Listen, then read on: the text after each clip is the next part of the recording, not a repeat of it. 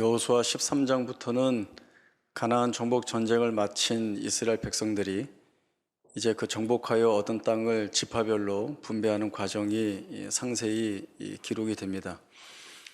그런데 이 본격적인 지파별 기업 분배에 앞서서 이미 모세 때에 요단 동편 땅을 받은 르우벤과 갓지파 그리고 므낫세 반지파에 대한 설명이 나옵니다. 40년 동안 광야의 생활을 마친 이스라엘 백성들이 그 이후에 나아가야 할 바는 분명합니다. 이제 요단강을 건너서 가나안 땅 안으로 들어가야 하고 하나님이 주시기를 약속하신 그 땅을 얻기 위하여 전쟁을 해야 합니다. 그런데 르우벤과 갓지파는 요단강을 건너가기 전에 요단 동편에 있는 땅이 너무나 좋아 보이는 겁니다. 르우벤과 갓지파는 다른 지파에 비해서 그 지파의 규모가 큽니다. 사람들이 많습니다. 그리고 자기들이 이야기한 대로 가축대가 심히 많습니다. 르우벤과 갓지파는 항상 어느 문제에 관심을 기울이고 있었는가 하면 우리가 안전하게 거할 장소가 어디인가, 그리고 우리가 기르고 있는 이 가축대를 잘 먹일 수 있는 목초지가 있는 곳이 어디인가, 이것이 늘 최고의 관심사이죠. 그러다가 가나안 동편에서의 전쟁을 마치고 그 지역을 바라보는데 자기들이 원하는 좋은 조건들이 이 안에 다 있는 겁니다.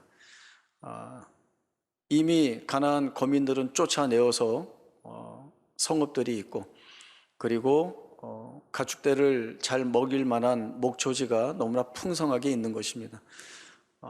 우리 눈에 보기에 참 좋은데 여기야말로 우리가 거할 수 있는 최적의 장소라는 생각을 하게 된 것입니다. 그러나 이 요단 동편 땅은 약속의 땅이 아닙니다. 약속의 땅 밖에 있는 땅이죠. 하나님이 약속의 땅을 주시겠다 하면 언약 백성인 이스라엘 백성들은 그 땅 안으로 다 들어가야 합니다. 그리고 그 땅이 하나님이 주시는 가장 복된 땅이고, 거기에서 하나님의 통치 아래 거하는 것이 자신들에게 가장 큰 행복이라는 사실들을 붙들어야 합니다. 그러나 르우벤과 갓지파는 자기 눈에 보이는 것에 마음을 빼앗기고 있습니다. 그래서 모세에게 가서 여기를 달라고 요구하고 있는 것입니다. 저희가 여기서 두 가지를 생각해 볼 수 있는데, 첫 번째는 르우벤과 갓지파는 하나님이 주시는 것보다 자기들이 좋아하는 것에 마음을 빼앗기고 있다는 것이 문제인 것이 드러나고 있습니다. 물론 그들이 볼 때 좋은 조건들이 충분히 있습니다. 그리고 그것은 정말 좋은 조건일 수 있습니다. 비옥한 땅과 좋은 목초지가 있습니다. 그러나 우리 눈에 보기 좋다고 해서 거기가 약속의 땅인 가나안 땅보다 더 좋다고 말할 수는 없습니다. 모세는 이미 이스라엘 백성들에게 하나님이 주시는 약속의 땅이 얼마나 좋은 땅인지를 수차례 반복하여 전하여 줬습니다. 대표적인 말씀을 한 군데 찾아보겠습니다. 신명기 11장 8절에서 15절까지의 말씀입니다. 신명기 11장 8절에서 15절까지의 말씀 봅니다. 그러므로 너희는 내가 오늘 너희에게 명하는 모든 명령을 지켜라. 그리하면 너희가 강성할 것이요 너희가 건너가 차지할 땅에 들어가서 그것을 차지할 것이며, 또 여호와께서 너희의 조상들에게 맹세하여 그들과 그들의 후손에게 주리라고 하신 땅, 곧 젖과 꿀이 흐르는 땅에서 너희의 날이 장구하리라. 네가 들어가 차지하려 하는 땅은 네가 나온 애굽 땅과 같지 아니하니 거기에서는 너희가 파종한 후에 발로 물대기를 채소밭에 댐과 같이 하였거니와, 너희가 건너가서 차지할 땅은 산과 골짜기가 있어서 하늘에서 내리는 비를 흡수하는 땅이요 내 하나님 여호와께서 돌보아 주시는 땅이라. 연초부터 연말까지 내 하나님 여호와의 눈이 항상 그 위에 있느니라. 내가 오늘 너희에게 명하는 내 명령을 너희가 만일 청종하고 너희의 하나님 여호와를 사랑하여 마음을 다하고 뜻을 다하여 섬기면 여호와께서 너희의 땅에 이른 비 늦은 비를 적당한 때에 내리시리니 너희가 곡식과 포도주와 기름을 얻을 것이요 또 가축을 위하여 들에 풀이 나게 하시리니 내가 먹고 배부를 것이라. 가나안 땅은 어떠한 땅입니까? 애굽과 같지 않은 땅입니다. 산과 골짜기가 있어서 하늘에서 내리는 비를 흡수하는 땅입니다. 그리고 무엇보다도 여호와께서 돌보아 주시는 땅입니다. 여호와의 눈이 연초부터 연말까지 그 위에 항상 떠나지 않고 있다라고 말씀을 주십니다. 그리고 덧붙여주는 설명이 무엇입니까? 이 땅에 비가 오는데 그 이른 비와 늦은 비가 때에 따라 내립니다. 누가 내리게 하시죠? 하나님이 그렇게 하신다는 것이죠. 그리고 가축을 많이 기르고 있는 여러 지파들이 있는데 그 가축들을 먹일 풀을 하나님이 나게 하신다라고 하는 약속을 주시고 있습니다. 이것은 이 약속의 땅이 이스라엘 백성들이 이 땅에서 살아가는 날 동안 그들에게 있어야 하고 필요한 것들을 하나님이 부족하지 않게 풍성하게 부유하게 다 채워주신다는 약속입니다. 그리고 이 땅에서 하나님의 말씀을 따라 살면서 하나님의 통치 아래, 그 다스림 아래에서 사는 것이 얼마나 큰 복인지, 얼마나 큰 은혜인지를 알아갈 수 있도록 하시겠다는 그 약속이 주어져 있습니다. 그러나 루벤과 갓지파는 하나님의 통치라고 하는 부분은 이미 잊어버리고 외면하고 있고 자기들 눈에 좋아 보이는 것에 마음을 빼앗기고 있습니다. 우리로 이 땅을 소유하게 하시고 우리로 요단강을 건너가지 않게 해달라라고 하는 것은 우리만 좋자는 거죠. 우리만 잘 지내면 된다는 것입니다. 모세가 이 부분을 신랄하게 지적하고 있습니다. 너희 형제들은 이제 전쟁을 하러 싸우러 가야 하는데 너희는 이곳에 앉아 있겠느냐? 너희가 하는 행동이 너희의 형제들에게 아픔을 주고 너희가 하는 행동이 너희의 형제들을 낙심케 하여서 이것이 하나님 앞에 큰 죄다라고 지적을 하고 있습니다. 왜 그럴까요? 모세는 루벤과 갓지파의 이 악한 의도를 너희 조상들이 행하였던 그 일이라고 지적하고 있습니다. 무슨 일입니까? 가데스 바네아에서 있었던 일입니다. 정탐꾼들이 가나안 온 땅을 탐지하고 돌아왔습니다. 그리고 이스라엘 백성들 앞에서 보고하는 내용은 우리가 잘 알고 있는 내용입니다. 하나님이 약속하신 이 가나안 땅은 모든 것이 풍성하고 넉넉한 땅입니다. 정말 젖과 꿀이 흐르는 땅입니다. 그러나 그 땅에는 아낙 자손, 기골이 장대한 사람들이 살고 있고 그들이 거하고 있는 성읍과 성벽과 요새는 너무나 높고 견고해서 우리는 그 땅을 차지할 수 없습니다 라고 하는 보고였습니다. 이 보고를 들은 이스라엘 백성들이 낙심하였습니다. 낙심하여서 한 행동은 하나님이 주신 약속을 잊어버리고 다시 애굽으로 돌아가자라고 하는 것이었습니다. 그때 그 악한 상황과 똑같은 상황을 이 루벤과 갓지파가 만들어내고 있다라고 하는 것이죠. 너희가 너희의 조상들이 한 행동과 똑같이 하는 죄인의 무리로서 우리 앞에 서 있다. 너희의 조상들이 일으켰던 그 낙심을 너희가 지금도 똑같이 일으키고 있다라고 이야기하고 있습니다. 이건 다른 욕심을 이야기하고 있는 것이 아닙니다. 너희가 왜 하나님을 떠나 있느냐라고 하는 지적입니다. 돌아가서 의논을 하고 이 루벤과 갓지파가 다시 모세를 찾아옵니다. 찾아와서 한 가지 대안을 제시하죠. 우리가 무장하고 요단강을 건너가서 우리의 형제들과 함께 전쟁을 하겠습니다. 전쟁을 마친 후에 그 땅에서의 기업은 우리가 얻지 않고 이 요단 동편 땅으로 돌아와서 우리가 살겠습니다 라고 이야기를 합니다. 여기를 포기하지 못하는 거예요. 이제 우리가 두 번째 생각할 부분이 바로 여기입니다. 모세가 그토록 신랄하게 책망하고 그리고 이것이 악한 의도로서 백성들을 낙심케 하는 것이라고 한다면 이 두 번째 대안도 막아야 합니다. 하지 못하도록 해야 합니다. 그러나 모세가 이 말을 합니다. 민수기 32장 20절에서 23절까지의 말씀 찾아보겠습니다. 민수기 32장 20절에서 23절입니다. 모세가 그들에게 이르되 너희가 만일 이 일을 행하여 무장하고 여호와 앞에서 가서 싸우되 너희가 다 무장하고 여호와 앞에서 요단을 건너가서 여호와께서 그의 원수를 자기 앞에서 쫓아내시고 그 땅에 여호와 앞에 복종하게 하시기까지 싸우면 여호와 앞에서나 이스라엘 앞에서나 무죄하여 돌아오겠고 이 땅은 여호와 앞에서 너희의 소유가 되리라마는 너희가 만일 그같이 아니하면 여호와께 범죄함이니 너희 죄가 반드시 너희를 찾아낼 줄 알라. 너희가 지금 제시한 대로 너희가 행하면 너희가 원하는 이 땅이 너희가 소유가 될 터인데 만일 너희가 행하지 않으면 너희가 범죄한 그 죄를 찾아낼 것이다 라고 말씀합니다. 이것은 모세가 그들의 요구를 수용해 주고 있는 것입니다. 허락하고 있습니다. 그러나 이 수용과 허락은 모세가 독단적으로 한 것으로 보이지는 않습니다. 하나님께서 허락해 주셨기에 모세가 그 허락하신 사실을 이 르우벤과 갓 자손에게 전해주고 있는 것입니다. 어떤 의미가 있을까요? 너희가 얻는 것이 너희의 행복과 안전을 책임지는 것이 아니라 내가 주어야, 그리고 내가 준 것이어야 너희가 그 안에서 만족하고 행복할 수 있다라고 하는 길을 하나님께서 열어주고 계시는 것입니다. 하나님이 주시지 않으면 아무리 원해도 받을 수 없습니다. 하나님이 허락하시지 않으면 그 무엇도 이루어낼 수가 없습니다.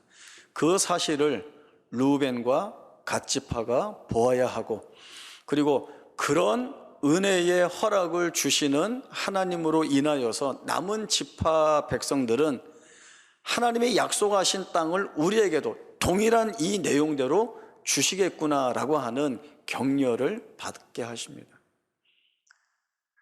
르우벤과 갓지파의 악한 의도를 하나님께서 막으십니다. 그리고 그 안에 말할 수 없는 은혜를 담아 주셔서 모두에게 유익이 되는 일들을 주시고 계십니다. 내 눈에 좋은 것에 붙잡히는 것이 얼마나 위험한 것인지 모릅니다. 창세기 13장에 보면 아브라함과 롯이 분리하는 장면이 나옵니다. 두 사람이 싸우거나 마음이 상해서 갈등을 일으켜서 분리되는 것이 아니라 각자가 지니고 있는 가축대가 너무나 많은데 같은 목초지를 사용할 수 없어서 미리 나뉘자라고 하는 제안을 이 아브라함이 하고 있습니다. 그러나 여기를 잘 보십시오. 아브라함이 롯에게 말합니다. 내 앞에 온 땅이 있다. 너가 가고 싶은 곳을 택하여서 정해 가라.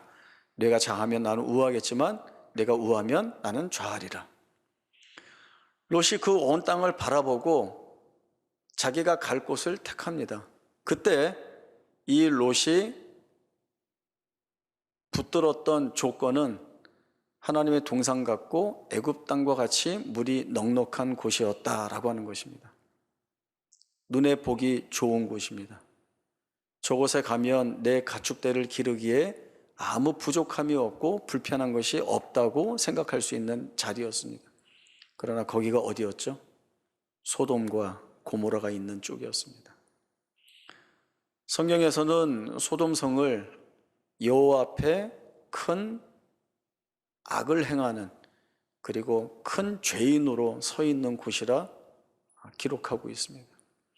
아무리 내 눈에 좋아 보이고 또 그 좋은 것이 나를 보호하고 안전해 줄 것 같다 하더라도 거기가 하나님이 통치하시는 곳이 아니라고 한다면, 죄가 번영되어 있고 관영되어 있는 곳이라고 한다면 거기는 우리에게 좋은 곳이 될 수가 없는 것입니다. 그러나 롯은 거기를 향해 나아갑니다. 아브라함은 자기가 원래 있던 가나안 땅을 지키고 있습니다. 지금은 이 가나안 땅이 부족하고 척박하고 황량해 보이지만 하나님이 주신 약속의 땅이기에 거기에 발을 딛고 있습니다. 지금은 부족하지만 이 부족한 것을 하나님이 채우실 것이라는 기대와 소망을 품고 그 자리에 있습니다. 그런 아브라함에게 하나님이 찾아오시죠. 찾아오셔서 주신 말씀이 무엇입니까? 아브라함아, 일어나서 동서남북 사방을 내 눈으로 다 바라봐라. 내가 내 눈으로 바라보는 모든 땅을 너와 내 자손에게 주겠다라고 하는 약속을 주십니다. 그리고 이 약속은 아브라함과 그 자녀와 후손에게서 똑같이 하나님이 약속을 주시고 이루어내십니다. 시편 127편은 솔로몬이 지은 지혜시입니다. 성전에 올라가면서 부른 노래인데 왜 지혜시라고 얘기할까요? 그것은 이 땅에 살아가는 모든 사람들이 모든 만물을 주관하시고 섭리하시는 분이 하나님이시다라고 하는 사실을 알아야 그 하나님 앞에서 온전하게 살아갈 수 있음을 가르쳐주는 시이기 때문에 그렇습니다. 여호와께서 집을 세우지 아니하시면 세우는 자의 수고가 헛되고 여호와께서 성을 지키지 아니하시면 파수꾼의 깨어있음이 헛되도다 라고 하는 말씀을 합니다. 집을 세우는 자가 있습니다. 그 사람은 정말 열심히 수고하여서 집을 세우고 있습니다. 성을 지키는 파수꾼이 있습니다. 그는 졸거나 잠자지 않습니다. 깨어서 성을 지키고 있습니다. 그러나 이 양쪽에 가장 중요한 부분이 붙어 있는데 집을 세우는 것이나 성을 지키는 것이나 여호와께서 함께 하시지 않으면 그 모든 수고가 헛되다라고 하는 것입니다. 하나님 없이 집을 온전히 세울 수 없고 하나님 없이 안전하게 성을 지킬 수 없다는 것입니다. 하나님의 백성들에게 지혜시로서 이 말씀을 전하고 있습니다. 하나님의 백성이 이스라엘 백성들이 그 마음속에 확인받고 그리고 그 확인 속에서 고백해야 할 것은 하나님 없이 살 수 없다라고 하는 것입니다. 하나님으로 인하여 살아야 할 것이고 이 하나님이 우리가 어떠한 정황과 처지와 상황 속에 있다 할지라도 동일한 은혜를 부어주심으로 인하여서 우리를 복되게 하실 가장 중요한 주체이시고 근거이시고 그리고 반석이시다는 것을 알아야 하는 것입니다. 기초가 흔들리면 그 건물은 온전히 세워질 수 없습니다. 계속 흔들리다가 결국에는 무너지는 것밖에는 남아있지 않습니다. 발을 디디지 못한다라고 하는 것은 얼마나 불안하고 허무한 일인지 모릅니다. 그러나 기초가 있는 그 자리에 견고하게 발을 딛게 하시는 것은 하나님뿐이다라고 하는 이 고백이 이스라엘 백성들이나 또 하나님 앞에서 살아가는 우리 모두에게 있어야 하는 고백이고 또 이 고백이 얼마나 우리 안에 큰 격려와 응원을 만들어내는지를 알아야 하는 것입니다. 깨달아야 하는 것입니다. 세상은 우리를 시험하고 유혹하는 것들이 많이 있습니다. 너희가 힘으로 삼을 만한 것들이 내게 많이 있으니 나에게 와서 세상의 것을 찾아가라 라고 하는 이 시험과 유혹이 얼마나 많이 있는지 모릅니다. 그리고 그 세상의 힘은 정말 우리가 살아가는 이 세상에서 큰 힘을 발휘하고 있습니다. 그 힘이 높은 자리와 높은 지위를 확보하고 힘이 약한 자들을 충분히 무릎 꿇릴 수 있는 그런 힘을 발휘하고 있습니다. 우리 마음속에 나도 저 힘이 있으면 좋을 텐데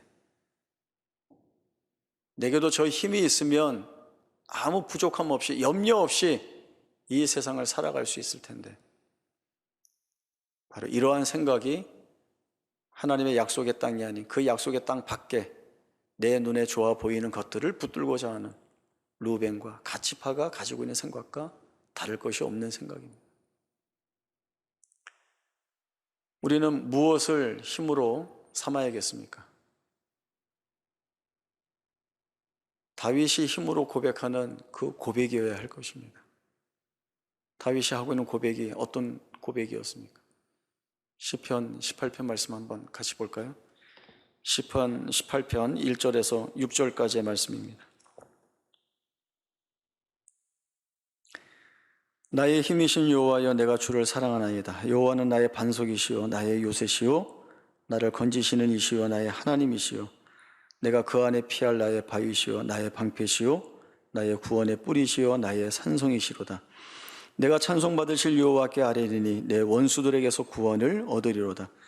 사망의 줄이 나를 얽고 불의의 창수가 나를 두렵게 하였으며 수월의 줄이 나를 두르고 사망의 올무가 내게 이르렀도다. 내가 환난 중에서 여호와께 아뢰며 나의 하나님께 부르짖었더니 그가 그의 성전에서 내 소리를 들으시며 그의 앞에서 나의 부르짖음이 그의 귀에 들렸도다. 다윗은 가장 좋은 시절에 이 기도를 하고 있지 않습니다. 사망의 줄이 나를 얽고 불의의 창수가 나를 두렵게 하고 수월의 줄이 나를 두르고 사망의 올무가 내게 이르렀다라고 말할 만한 자리에, 환난 가운데 있는 이 자리에서 이 기도를 하고 있습니다. 어떤 기도요? 하나님이 나의 힘이시고 그 하나님을 내가 사랑합니다 라고 하는 고백을 하고 있습니다. 왜일까요? 내가 부르실 때에 들으시는 하나님이시다 라고 하는 것입니다. 내가 가장 좋을 때에도 가장 좋은 것으로 주시는 하나님이 내가 환난 가운데에서 가장 비참한 자리에서 구원을 호소하며 불을 지질 때에도 그 동일한 가장 좋은 은혜를 내게 주시는 하나님이신 것을 내가 알았기에 이 하나님은 나의 하나님으로 고백하지 않을 수 없고 이 하나님을 내가 사랑한다고 고백할 수밖에 없는 것입니다. 다윗은 평생 이 하나님을 자신의 힘으로 삼고 살았습니다.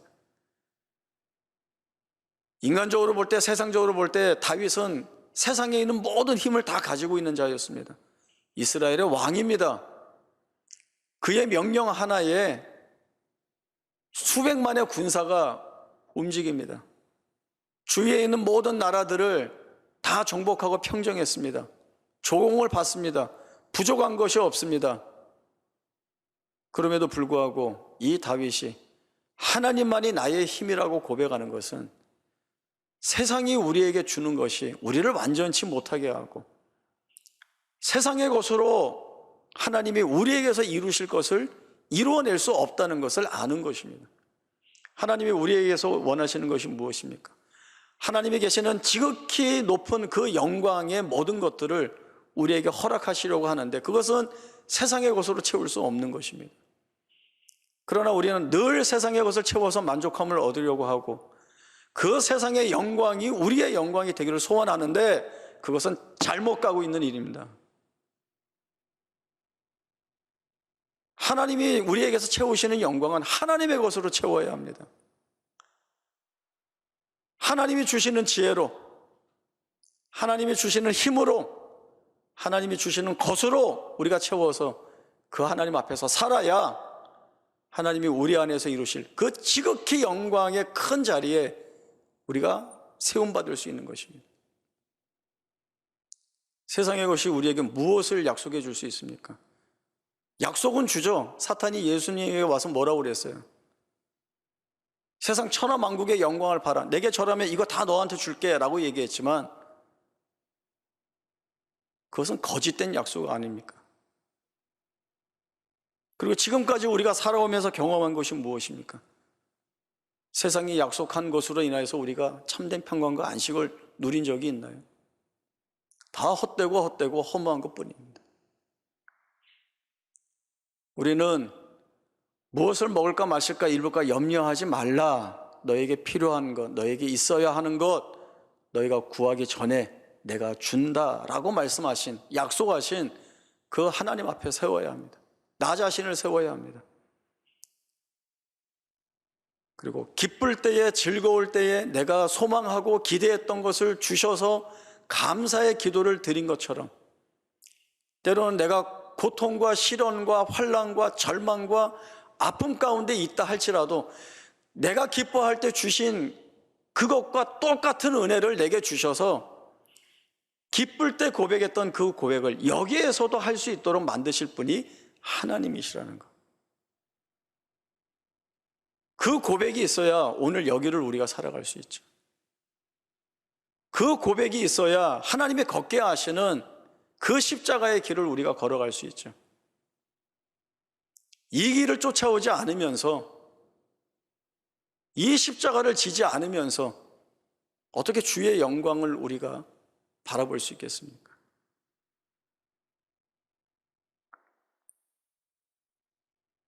우리는 철저히 우리 자신을 돌아봐야 합니다. 하나님이 우리에게 주신 약속과 그 은혜를 내가 원하는 것으로 값싸게 변질시켜서는 안 되는 겁니다.